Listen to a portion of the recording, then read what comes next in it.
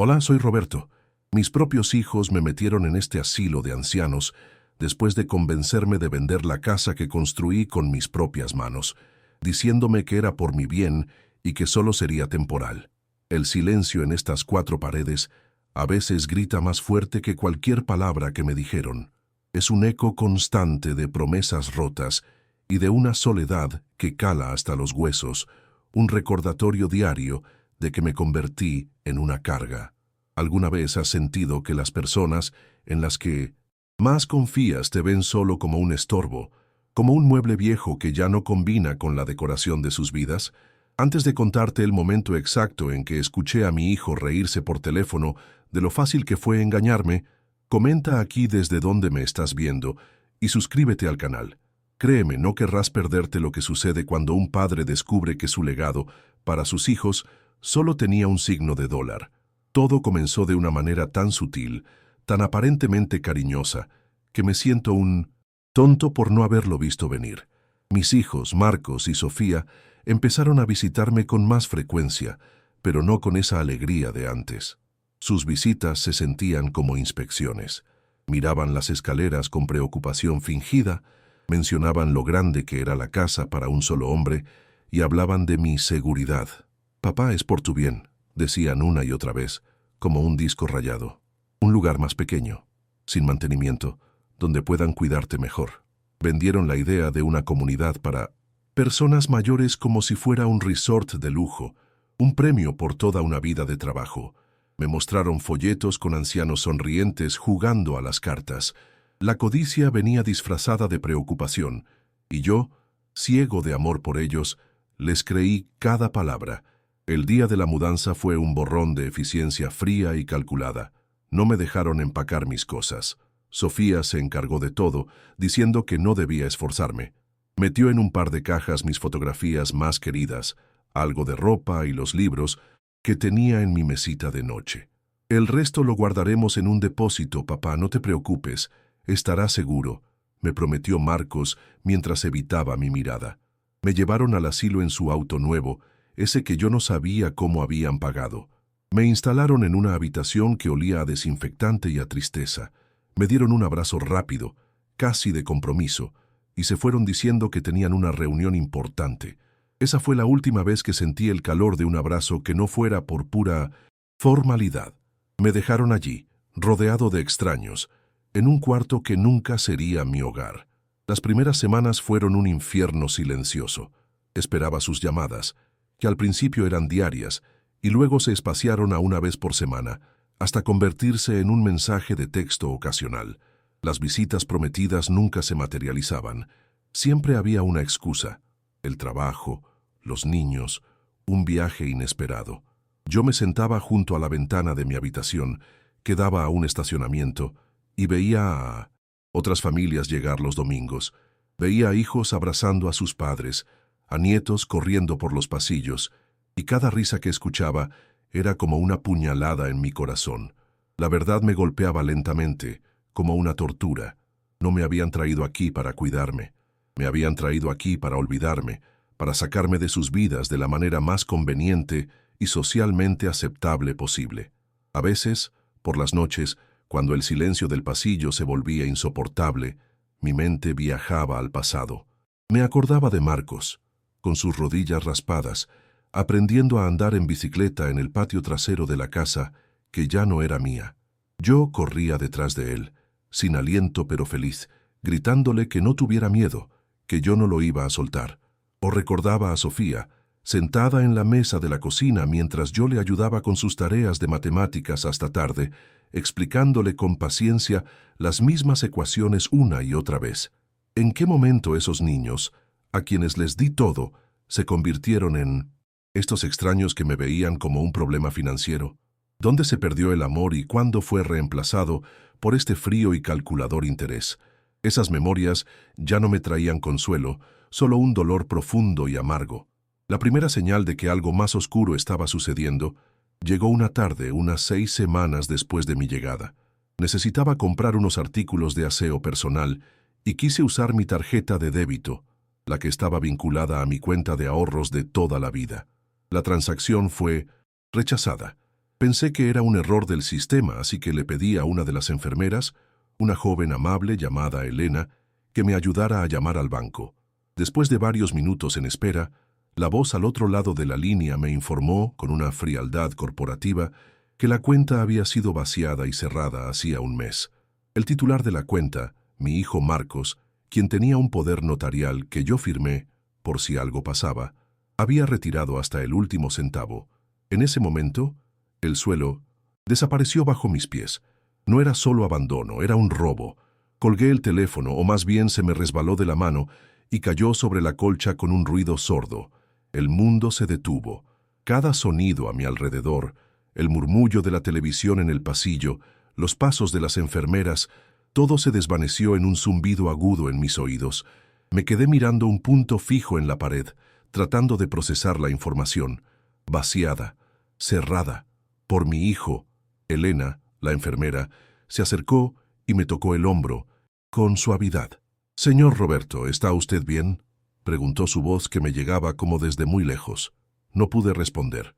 ¿Cómo le explicas a alguien que el aire que respiras de repente se siente tóxico, que acabas de descubrir que tu vida entera de sacrificios fue reducida a una simple transacción bancaria por las dos personas a las que más amabas en este mundo? Mi primer impulso fue llamar a Marcos. Necesitaba escuchar su voz, necesitaba que me dijera que era un terrible malentendido, un error del banco. Marqué su número con manos temblorosas, mis dedos torpes apenas acertaban con los botones. La llamada fue directamente al buzón de voz. Su voz grabada, alegre y profesional, me invitaba a dejar un mensaje. ¿Qué mensaje podía dejar? «Hijo, ¿por qué me robaste hasta el último centavo? Hijo, el hombre que te enseñó a caminar ya no puede ni sostenerse». Luego llamé a Sofía. Ella sí contestó, pero su voz era apresurada, impaciente. «Papá, estoy en medio de algo importante. ¿Pasó? Algo grave». Le expliqué entrecortadamente lo del banco. Hubo un silencio y luego dijo: «Eso, es complicado. Te explico luego. Marcos lo está manejando todo por tu bien. Confía en nosotros». Y colgó. «Confía en nosotros». La frase resonó en mi cabeza como una burla cruel. Los días que siguieron fueron una lección de humildad y vergüenza.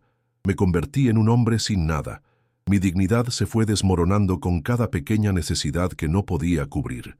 Quería comprar una barra de chocolate de la máquina expendedora, pero no tenía una moneda. Necesitaba un tubo nuevo de pasta de dientes, y tuve que pedírselo a Elena como si fuera un niño pidiendo limosna. Ella me lo trajo con una sonrisa triste, sin hacer preguntas, pero yo vi la lástima en sus ojos. Esa lástima dolía más que el hambre o la necesidad. Yo, Roberto, el hombre que había levantado un negocio de la nada, que nunca le había pedido nada a nadie, ahora dependía de la caridad de extraños para las cosas más básicas.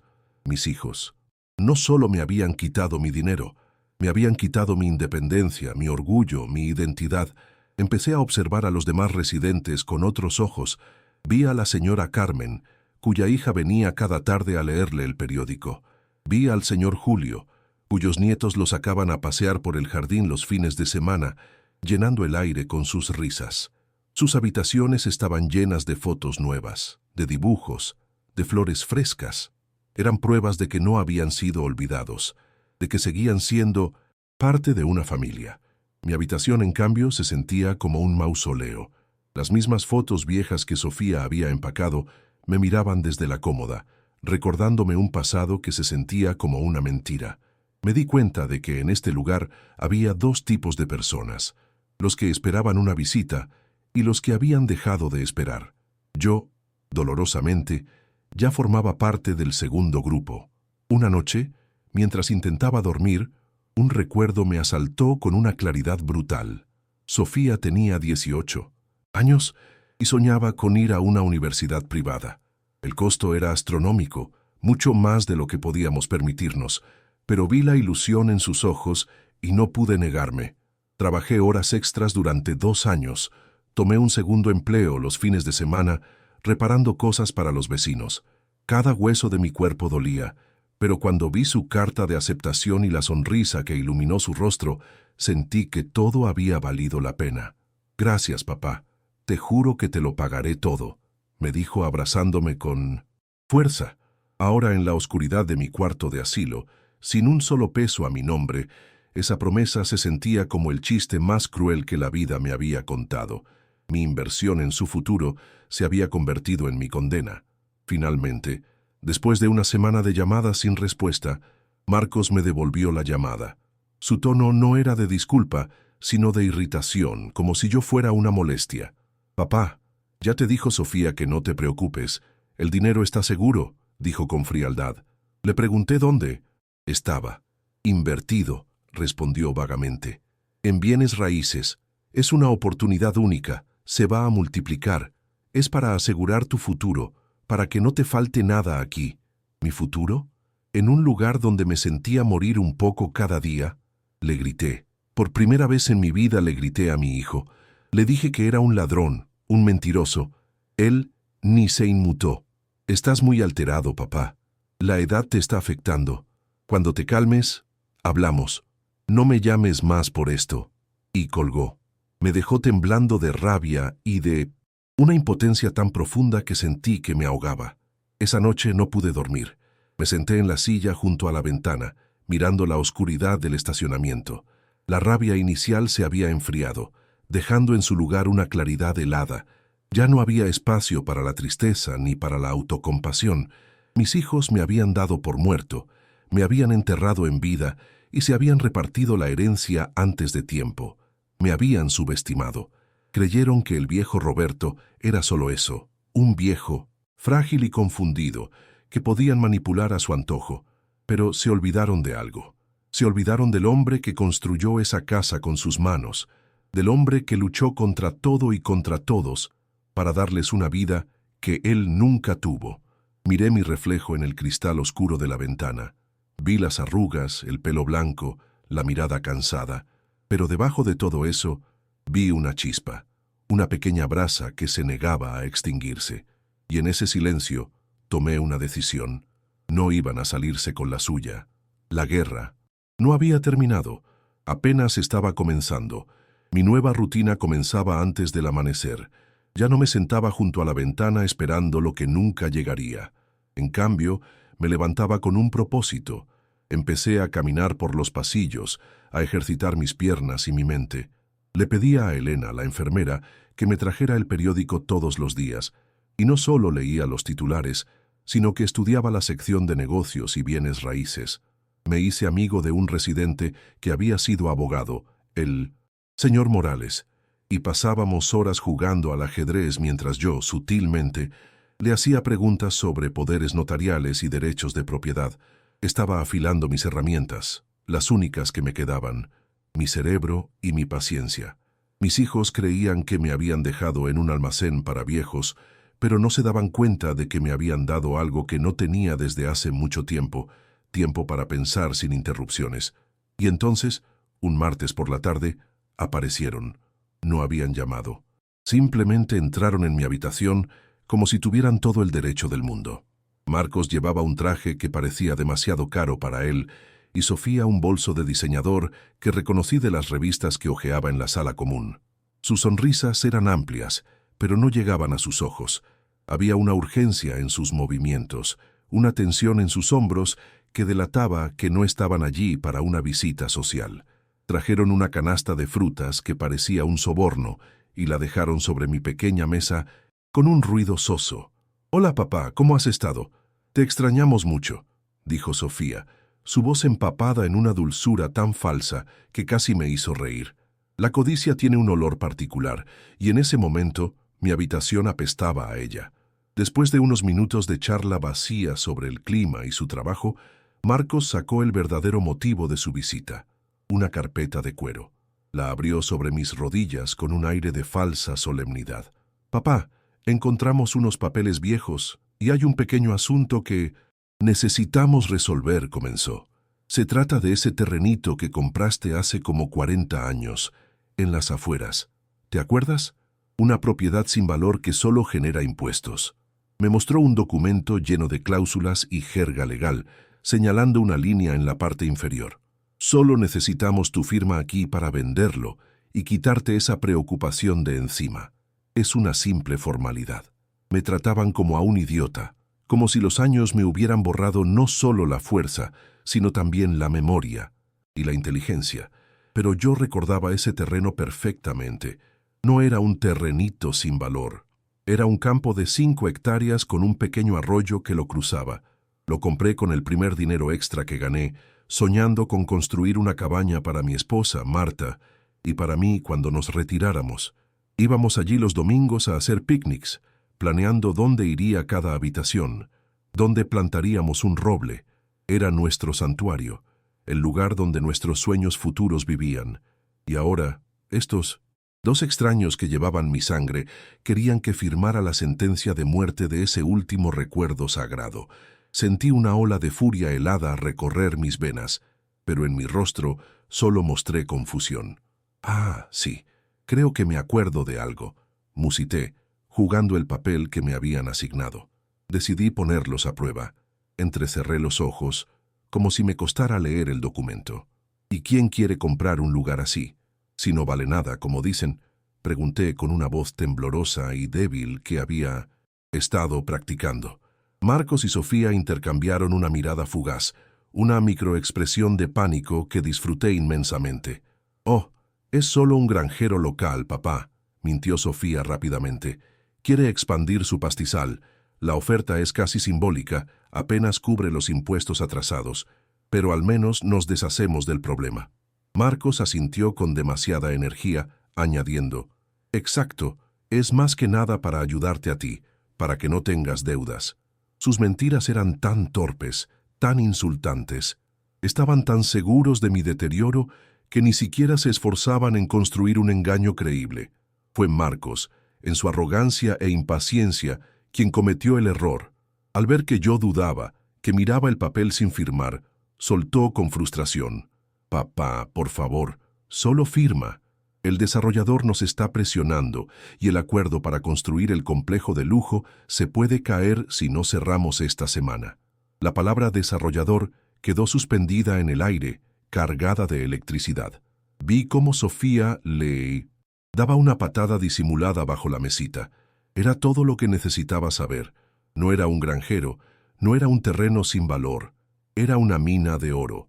Y ellos estaban a punto de robármela, igual que me habían robado todo lo demás. La magnitud de su traición era mucho mayor de lo que había imaginado. El nuevo auto, el bolso caro, eran solo el principio. Este era el gran golpe. Fingí un bostezo, dejando caer el bolígrafo sobre la colcha. «Estoy un poco cansado ahora, hijos. Déjenme los papeles. Lo pensaré y quizás lo firme mañana», dije, cerrando los ojos para simular agotamiento. Vi la frustración en sus rostros, pero no podían forzarme sin delatarse por completo. Aceptaron a regañadientes, prometiendo volver al día siguiente. Se levantaron y, creyendo que ya no los escuchaba, caminaron hacia la puerta. Mientras salían al pasillo, escuché el susurro furioso de Sofía a Marcos, unas palabras que se grabaron a fuego en mi memoria y sellaron su destino para siempre. «¿Ves?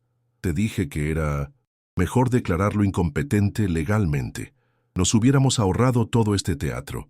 En ese instante, supe que ya no eran mis hijos, eran mis enemigos, y yo no iba a perder esta guerra. Apenas se cerró la puerta, el teatro se derrumbó. Ya no era un anciano frágil y confundido, era un general planeando su contraataque en territorio enemigo.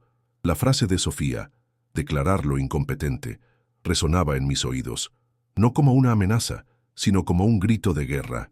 Me acerqué a la mesa y tomé la carpeta.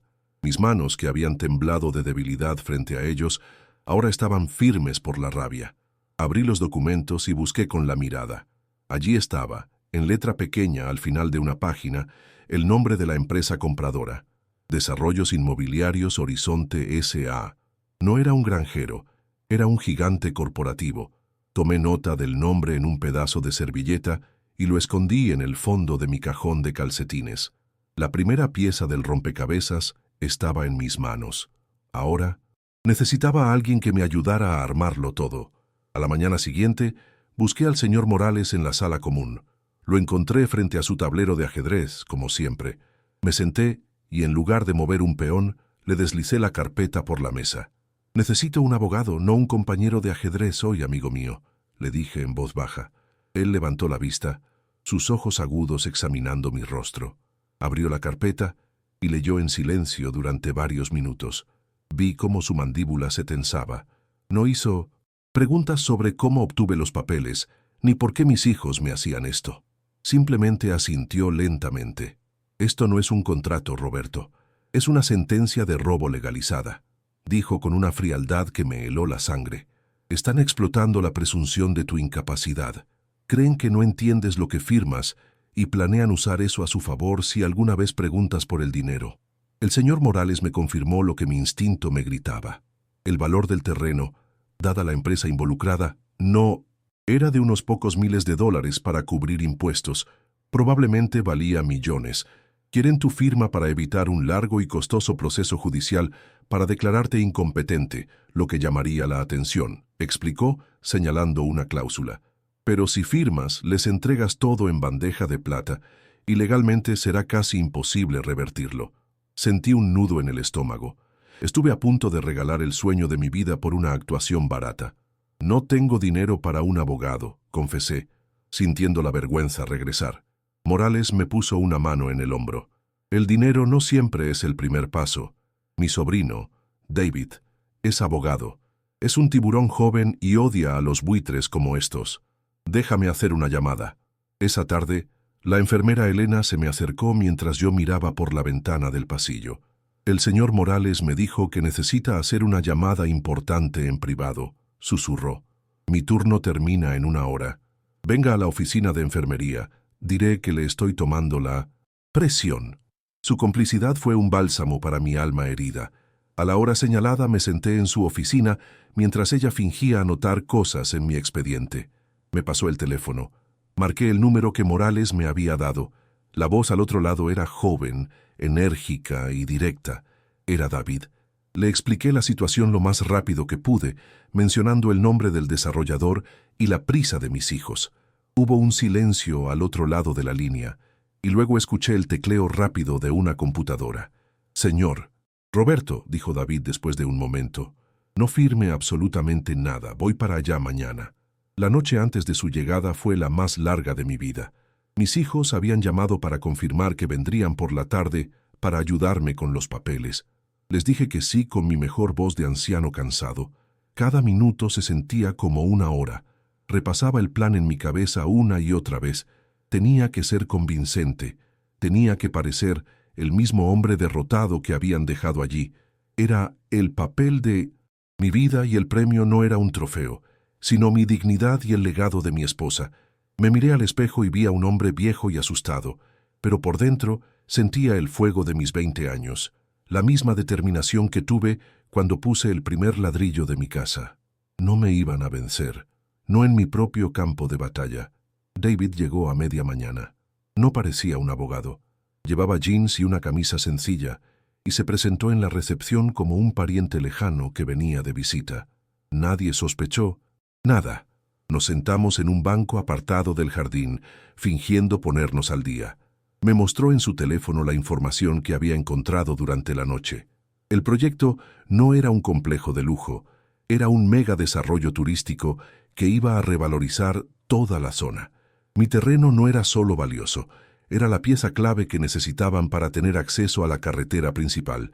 Su valor real era, como mínimo, 10 veces superior a lo que yo había imaginado en mis sueños más locos. «Quieren comprarlo por centavos de dólar, señor Roberto», me dijo David, «y están usando a sus hijos para hacerlo de la manera más sucia posible». El plan era simple y brutalmente efectivo. David se escondería en el pequeño baño de mi habitación, que tenía una puerta que quedaba ligeramente entreabierta y daba una visión clara de mi cama. Dejaría su teléfono grabando audio y video. Yo debía seguirles el juego a Marcos y Sofía. Debía hacerles preguntas, hacerlos hablar, hacer que confirmaran su engaño con sus propias palabras. Tenía que llevarlos hasta el punto exacto de entregarme el bolígrafo para firmar. Esa sería la señal. En ese momento, David saldría.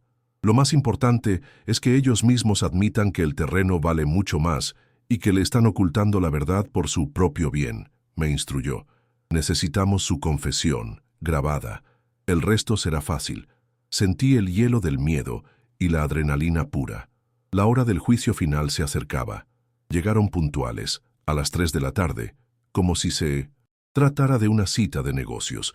La misma sonrisa falsa, la misma canasta de frutas que nadie tocaría. Se sentaron a ambos lados de mi cama, convirtiéndola en una especie de tribunal improvisado donde yo era el único acusado. Marcos sacó la carpeta con un gesto que pretendía ser casual, pero sus manos sudorosas lo delataban. «Papá, ¿listo para que te quitemos esta preocupación de encima?», preguntó con una amabilidad que me revolvió el estómago. Yo asentí lentamente, ajustándome las gafas con una mano que hice temblar a propósito. Miré hacia la puerta del baño, apenas visible desde mi almohada. Estaba cerrada, pero sabía que detrás de ella la justicia estaba escuchando. El aire en la habitación era espeso, cargado de mentiras y de una codicia tan palpable que casi podía saborearla. El espectáculo estaba a punto de comenzar. Tomé los papeles que Marcos me ofrecía. Mis dedos recorrieron el contrato, deteniéndose en el nombre de la empresa. Horizonte S.A. Leí en voz alta, fingiendo ¡qué dificultad! ¿Estás seguro de que este es el nombre de un granjero, hijo? Suena como una de esas compañías grandes que construyen edificios. Vi el pánico cruzar los ojos de Sofía por una fracción de segundo antes de que compusiera una sonrisa condescendiente. «Ay, papá, no te fijes en esos detalles. Los granjeros hoy en día tienen que formar empresas para todo, por los impuestos, ya sabes. Es solo papeleo». Marcos añadió rápidamente, «Exacto. Lo importante es que él quiere la tierra, y nosotros queremos ayudarte a ti. Es un buen trato para todos». Cada palabra era una pala de tierra más sobre la tumba en la que querían enterrarme. Pero yo seguía cavando mi salida. Dejé los papeles sobre la colcha y miré por la ventana. «Saben, su madre y yo solíamos ir mucho a ese terreno», dije, mi voz cargada de una nostalgia que no era del todo fingida. Ella siempre decía que algún día valdría una fortuna. Decía que el gobierno iba a construir una nueva autopista cerca y que seríamos ricos. El silencio que siguió a mis palabras fue ensordecedor. Vi cómo se miraban el uno al otro, una conversación completa sucediendo en un solo cruce de miradas. Fue Sofía quien rompió el tenso silencio, su voz un poco más aguda de lo normal. «Papá, eso eran sueños de antes. Las cosas han cambiado. No hay ninguna autopista. Por favor, no te aferres a fantasías. Esto es lo mejor para ti ahora». Estaban desesperados por desacreditar la única verdad que se había colado en la conversación. La impaciencia. Finalmente venció a Marcos. Se inclinó hacia mí. Su voz bajó a un susurro conspirador y exasperado, el tono que usas con un niño terco.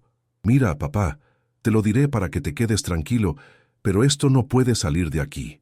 Sí, hay un proyecto, un desarrollo muy grande, y sí, el terreno vale mucho, potencialmente millones, pero es un proceso legal complicadísimo, lleno de riesgos y abogados. Nosotros nos estamos encargando de todo para protegerte, para que tú no tengas que lidiar con ese estrés. El dinero que saquemos lo pondremos en un fondo para tus cuidados. ¿Entiendes ahora? Lo hacemos por tu bien». Ahí estaba, la confesión, clara, arrogante y grabada.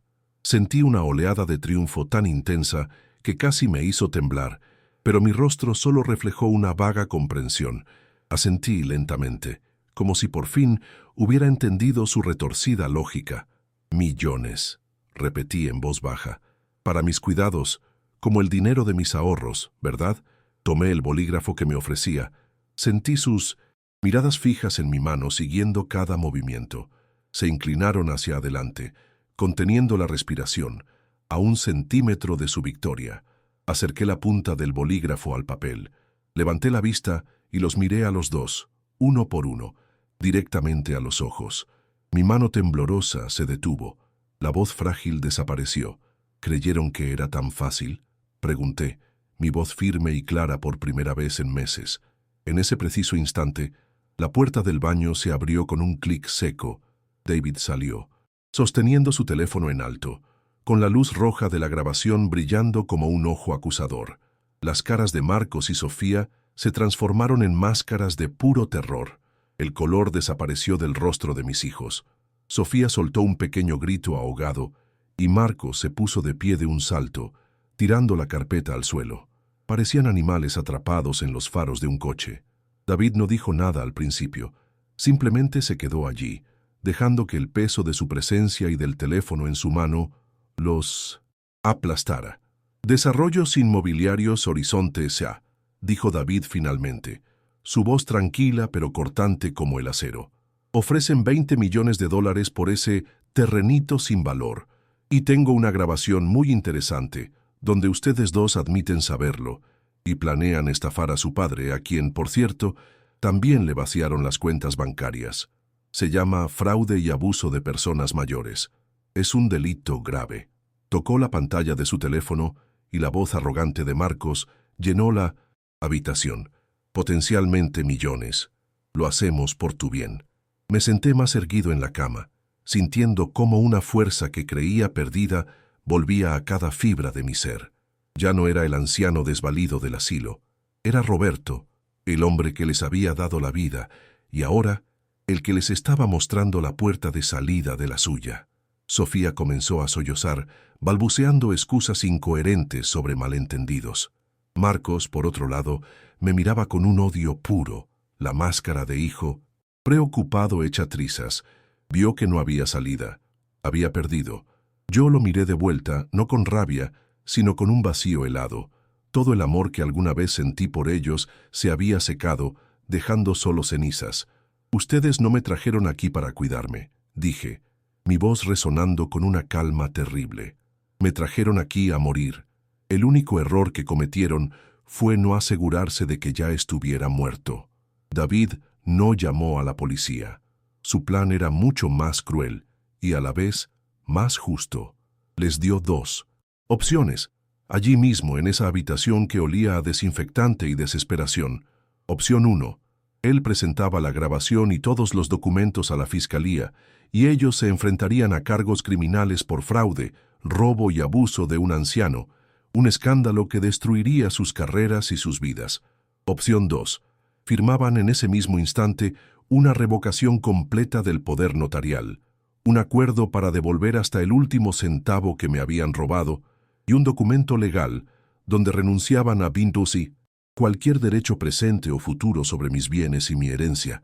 No tuvieron que pensarlo mucho. Entre lágrimas de rabia y humillación, firmaron todo lo que David les puso delante.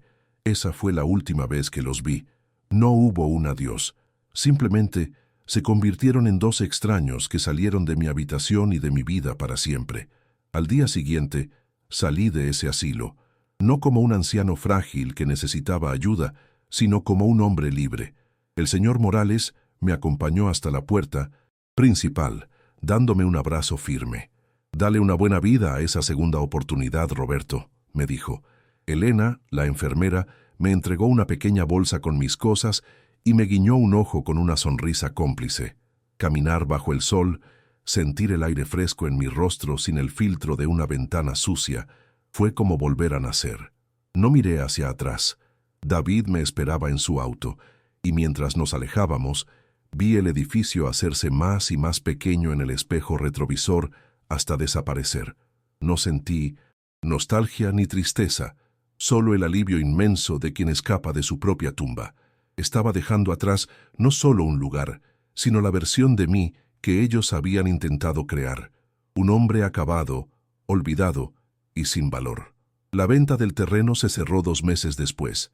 David manejó cada detalle con la precisión de un cirujano. La cifra final era tan astronómica que al principio pensé que era un error de imprenta. Era más dinero del que jamás había soñado, suficiente para varias vidas. Cuando vi el saldo en mi nueva cuenta bancaria, una que solo yo controlaba, no sentí una explosión de alegría. Sentí un peso inmenso y solemne. Pensé en Marta, en nuestro pequeño sueño de una cabaña junto al arroyo. Este dinero era el legado de ese sueño. No era un premio de lotería, era una responsabilidad. Era la prueba de que, a pesar de todo, el amor y los sueños que construimos tenían un valor que ni la codicia más despreciable podía destruir por completo. El dinero no me devolvió a mi esposa, pero me dio las herramientas para honrar su memoria de una manera que ella habría aprobado. Nunca volví a hablar con Marcos o Sofía, pero las noticias, como el agua sucia, siempre encuentran una forma de filtrarse. David me contó que tuvieron que vender la casa nueva y el auto caro para devolverme el dinero de mis ahorros. Marcos perdió su prestigioso trabajo cuando los rumores de un problema familiar grave empezaron a circular en su empresa. Sofía, cuya vida social dependía de la apariencia de riqueza, se encontró de repente aislada, sus amigos desapareciendo tan rápido como el dinero. No sentí satisfacción al saberlo. No hubo placer en su caída. Solo sentí una profunda y amarga lástima. Habían apostado todo por el dinero, y al final se quedaron sin el dinero y sin nada más. Se convirtieron en fantasmas en su propia vida. Una lección viviente de que la codicia es un banquete que te comes a solas y que, al final, te devora a ti. No compré una mansión ni autos deportivos. ¿Para qué? ¿Los querría un hombre de mi edad? En cambio, compré un apartamento cómodo y luminoso en el último piso de un edificio tranquilo, con un gran balcón lleno de las flores que a Marta le encantaban. Contraté a una persona para que me ayudara con las compras y la limpieza, no porque fuera un inválido, sino porque decidí que merecía pasar el resto de mis días en paz, no en faenas. Volví a mis viejos pasatiempos, la carpintería en un pequeño taller que instalé en una de las habitaciones y la lectura. Cada mañana me siento en mi balcón con una taza de café, miro la ciudad despertar y siento una gratitud silenciosa, no por el dinero, sino por la oportunidad de ser yo mismo otra vez, de ser Roberto, no el problema de nadie, sino el dueño de mi propia y tranquila existencia. Pero la mayor parte del dinero tuvo un destino diferente. Con la ayuda de David, creé la Fundación Marta en honor a mi esposa, una organización sin fines de lucro dedicada a ofrecer asesoría legal gratuita a personas mayores que enfrentan abusos financieros por parte de sus propias familias. A veces voy a la oficina, no como el fundador millonario, sino como un voluntario más. Me siento y escucho historias que son ecos de la mía. Escucho el dolor, la traición y la impotencia en sus voces. Y cuando veo en sus ojos el mismo brillo de esperanza que yo sentí cuando David entró en mi habitación, sé que hice lo correcto. Mi dolor no desapareció, simplemente se transformó. Se convirtió en un escudo para otros. Y ese, descubrí, es el tipo de riqueza que ningún ladrón, ni siquiera los que llevan tu propia sangre, te puede quitar jamás. A veces, la gente me pregunta si he perdonado, si el tiempo ha curado la herida que mis propios hijos me abrieron. La verdad es que una traición así no se cura, no del todo. Se convierte en una cicatriz, una de esas que te recuerdan que sobreviviste a algo terrible. Ya no duele al tacto, pero está ahí, un mapa de mi propia historia grabado en la piel del alma. No vivo en el pasado, pero tampoco lo ignoro. Esa cicatriz me recuerda cada día que la confianza es un tesoro frágil y que, a veces, las batallas más duras no se libran contra extraños, sino en la mesa de tu propia casa. Es un recordatorio de que mi valor no dependía de su amor ni de su aprobación, sino de mi capacidad para levantarme cuando me creían derrotado para siempre. He aprendido que la palabra familia tiene un significado mucho más profundo que los lazos de sangre. Mi familia, la de verdad, la que me rescató, no compartía mi apellido. Era un abogado jubilado jugando al ajedrez, una enfermera joven con una sonrisa compasiva y un sobrino que odiaba la injusticia. Son las personas que te ofrecen un vaso de agua cuando te estás ahogando, no las que te empujan al río. Marcos y Sofía eran mi sangre, pero me desangraron el corazón y el bolsillo. Ahora mi familia son los rostros de los ancianos a los que ayudo en la fundación, las cartas de agradecimiento que guardo en un cajón y la paz que siento al saber que mi experiencia, por más dolorosa que haya sido, sirve como faro para otros que navegan en la misma oscuridad. Mi legado ya no es una casa de ladrillos ni una cuenta bancaria abultada. Mis hijos pensaron que eso era lo único que importaba, y en su ceguera se perdieron el verdadero tesoro. Mi legado es la Fundación Marta. Es el alivio en la voz de una mujer que recupera los ahorros de su vida, la fuerza en la mirada de un hombre que se atreve a denunciar a quienes lo maltratan. Mi legado es demostrar que la vejez no es sinónimo de debilidad ni de estupidez. Es la prueba viviente de que la dignidad no tiene precio y no se puede vender, ni siquiera por el amor de un hijo. Ese es el patrimonio que estoy construyendo ahora, uno que no se puede robar, que no se devalúa y que, espero, inspire a otros a luchar por lo que es justo, sin importar contra quién sea la pelea. No pienso en Marcos y Sofía con odio. El odio es un fuego que te consume por dentro, y yo ya no. Tengo tiempo para quemarme.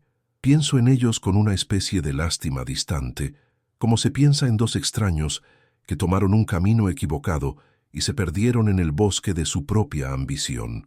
Ellos eligieron el dinero por encima de un padre, y su castigo no es la pobreza, sino la soledad que esa elección conlleva, porque el dinero va y viene, pero el amor de un padre, una vez que lo traicionas y lo matas, no regresa jamás. Viven en un mundo de apariencias, vacío de afecto real, y esa es una condena mucho más dura que cualquier sentencia que un juez pudiera dictarles.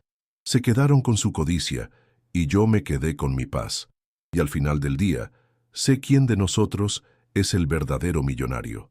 Si mi historia puede enseñarle algo a alguien que me está escuchando, es esto: nunca dejes que nadie te haga sentir como una carga. Tu vida, tus recuerdos, tus sacrificios, todo tiene un valor incalculable. No importa tu edad, no importa si tus manos tiemblan o si tu memoria a veces falla. Eres el autor de tu propia historia y tienes el poder de escribir el último capítulo. No permitas que nadie te arrebate el bolígrafo. A veces, las personas que deberían protegerte son las que más daño te hacen, pero eso no define quién eres. Tu valor reside en tu espíritu, en tu resiliencia, en tu capacidad para encontrar la luz incluso en el lugar más oscuro. No te rindas. Lucha por tu dignidad, porque es lo único que verdaderamente te pertenece. Si conoces a alguien que se siente invisible o que está pasando por una situación familiar difícil, alguien que necesita escuchar que todavía tiene la fuerza para cambiar su destino, por favor, comparte este video con esa persona. A veces, una historia es todo lo que necesitamos para recordar que no estamos solos. No te olvides de suscribirte para más historias sobre cómo encontrar nuestro propio valor, incluso cuando el mundo, y a veces nuestra propia familia, nos dice que no tenemos ninguno. Gracias por escuchar mi historia hasta el final.